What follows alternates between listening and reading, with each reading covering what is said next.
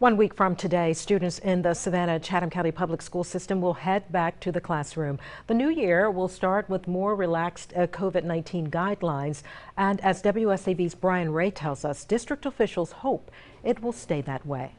Well, Tina, the superintendent says the last 2 school years have prepared the district to be ready to pivot and change plans at any moment. When school starts on next Wednesday, masks will be optional, but officials are urging families to stay vigilant. I will tell you that we are very, very hopeful and planning for a typical school start. For the first time since 2020, a new school year will start with masks optional for students and staff. But district officials still encourage people to mask up if they choose. And we want people to be comfortable wearing a mask. So we don't make judgments based on anybody wearing a mask, and we want everybody to be comfortable that wants to wear a mask in public. So that's the way we want to make sure we're encouraging our staff and students.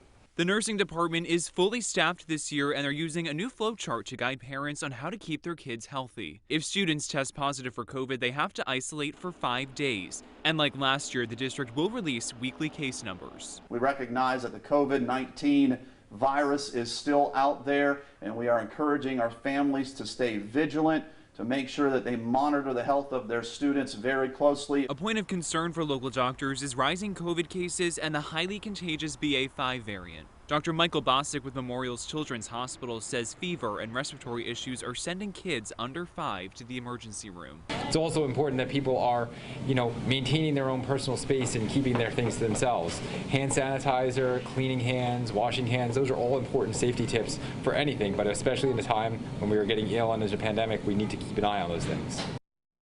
Dr. Bosick recommends kids wear masks if they're exposed to the virus or are not vaccinated. He also says if your child has any symptoms of COVID-19, runny nose, fever, cough, congestion, keep them at home and get them tested. Brian Ray, WSAV News 3 on your side.